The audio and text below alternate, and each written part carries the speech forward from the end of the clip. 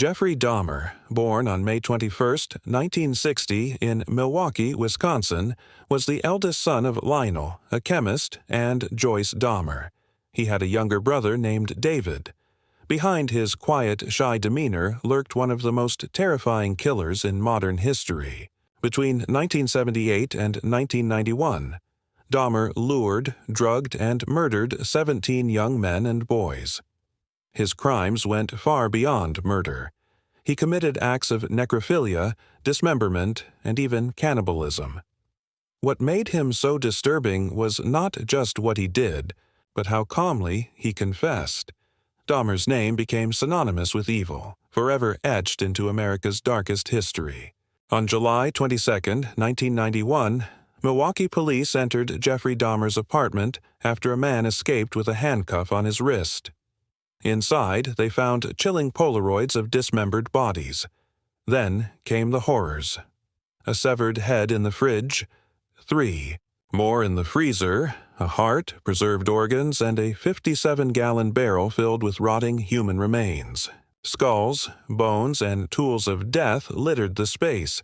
It wasn't just a crime scene. It was a human slaughterhouse. Calmly, Dahmer confessed to killing 17 men. The apartment was a gateway into his twisted world, one of murder, madness, and unimaginable darkness. Not because I was angry with them, not because I hated them, but because I wanted to keep them with me. And as my obsession grew, I was saving body parts such as skulls and skeletons, and eventually I did turn to cannibalism. This is for you. He described how he picked up his victims in gay bars and brought them home. I'd have the sleeping pill mixture already prepared. The person would drink it, fall asleep, and that's when they would be strangled. And he made a startling admission about the evil urges that propelled him to kill. Do you still feel those same urges? Do you still feel that compulsion, that obsession? I wish I could say that it just left completely, but no, there are times when I still do have the old compulsions. A creature of the night, he said he slept most of the day in prison. During the interview, he asked for several breaks. Can we cut the film here for a minute? Sure. Dahmer was murdered by another prison inmate just a year and 10 months after this interview, a form of justice he said he deserved. That's what I deserve. I deserve death. There are shocking new details about the murder of America's most hated serial killer and how he may have seen his own death coming. Tonight, Diane Diamond reports on the plot to kill a killer. I am happy and very excited that the monster is finally dead.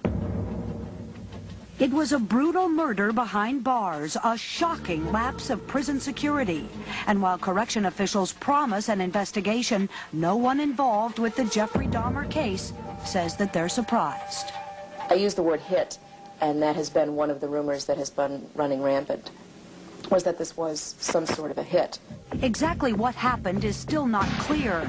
Dahmer was cleaning a prison bathroom with 2 other inmates when suddenly one of them apparently took a broom handle and started beating Dahmer to death. Prison officials say Dahmer's head may have been bashed against a wall. There was so much animosity toward him with a number of the inmates were either jealous or resentful over his celebrity status that he had in prison. Officials say it was this man, Christopher Scarver, who carried out Dahmer's death sentence. How they caught the assailant is that he was covered with blood. There was apparently a great deal of blood at the scene. Prison officials won't say why 3 guards assigned to the area left the inmates alone. But for now, they insist the guards did nothing wrong. I'm confident that staff did everything that they were supposed to be doing in looking out for the safety of the inmates in this situation. In 1991, Dahmer was sentenced to live out his life here at the state prison in Portage, Wisconsin. But those who knew him say that Dahmer never believed that he'd survive behind bars for very long. I am not surprised. I had predicted that he would be killed in prison because he had a death wish. He always had a death wish. He was a sick kid. He knew he was sick. In recent months, Jeffrey Dahmer apparently had found religion.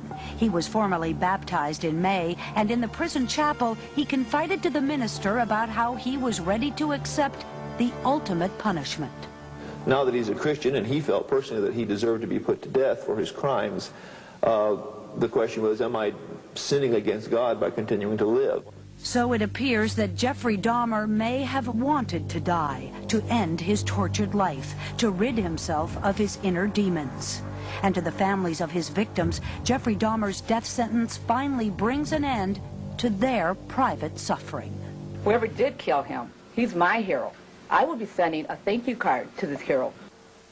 The autopsy on Jeffrey Dahmer says he died from multiple skull fractures. Tomorrow, Dahmer's mother speaks out for the first time to Hard Copy, her first public comment since the murder.